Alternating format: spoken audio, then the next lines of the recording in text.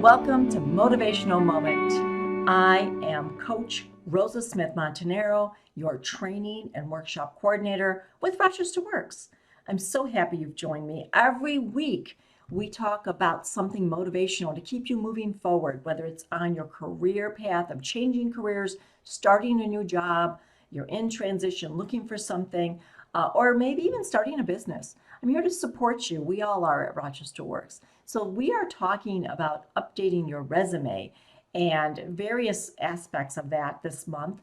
And it's National Update Your Resume Month. And so, and if you're listening to it another month, it's okay. Make it your month for updating your resume. I want you to think about quick tips. I'm going to give you some quick tips, my top maybe 5 or 6. 2, 4, 5. I wrote it down. I'm looking at it. I'm going to give you 6 quick tips on updating your resume so that you can do this easily, effortlessly, and I want you to do this, always be within 2 hours of the resume going out the door. First tip is add a headline to your resume. Now, many people don't do this. They don't have a headline. And a headline might be right between maybe your name and your summary. So you have your name here, and then you have a nice little headline, says something that sets the tone. It could be almost like a tagline. It really does say about where you're going, what you can perform for the company. It's a very fast and easy way for the organization to identify where you fit and what you're good at. And it does grab their attention. It's a fantastic attention grabber. I'll tell you my headline on my resume.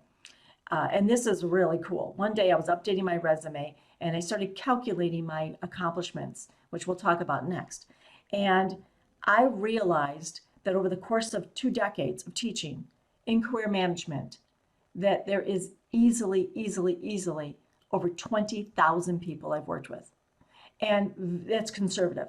And that I had facilitated over 5,000 workshops. So my headline is, a leader in the training industry or workforce development who's successfully delivered over 5,000 workshops to over 20,000 job seekers, career changers, and entrepreneurs.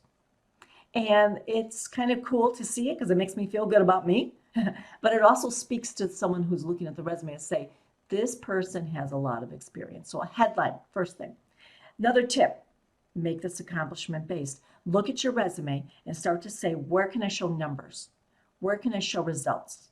Where can I show the scope of what I've done? I have on my resume for years that I facilitated workshops in all types of environments. But now you stop and you just guesstimate the numbers or look at performance evaluations. How big was that project?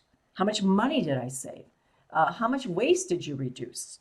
Did you, just even the sheer volume or the pace?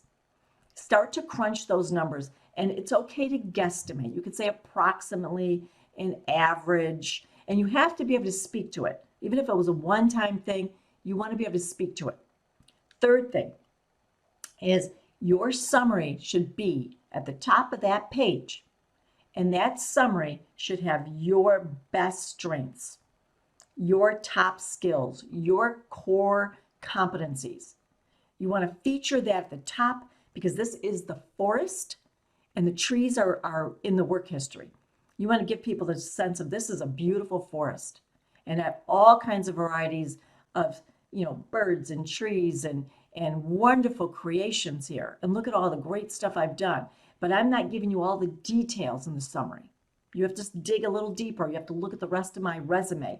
The summary captivates people, grabs their attention. Most read part of the resume. The next tip, which is tip number 4, add a positioning statement to your work history. Highly underutilized. A positioning statement is a simple sentence or 2, very short, maybe even 3 sentences, but it's short. And it sets the tone, tells the story about what you were doing at the job. It doesn't describe your accomplishments, or it could maybe set the tone in a larger way. So it's almost like telling a little story about this is what I did here. So I might say in my resume, as I already shared some examples of what I've done, is I was tasked with it's like your responsibilities include kind of statement, but you don't necessarily say it that way. Facilitated the majority of workshops, created, designed, and delivered workshops to job seekers, career changers, entrepreneurs, and organized events that included guest speakers that were subject matter experts in the field.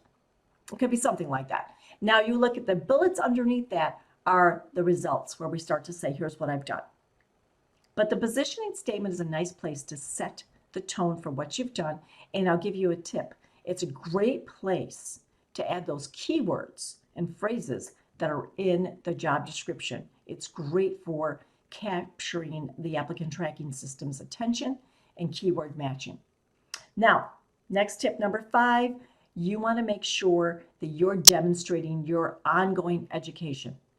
Make sure under education, maybe you add education/professional development. And you add some courses you've taken, especially during the pandemic, to show that you are up to date and that you're always adding to your tool set. And last but not least, my tip for you for updating that resume is utilizing the technology out there, which are applicant tracking systems that are simulators like ResRunner, JobScan. There's a lot of them out there.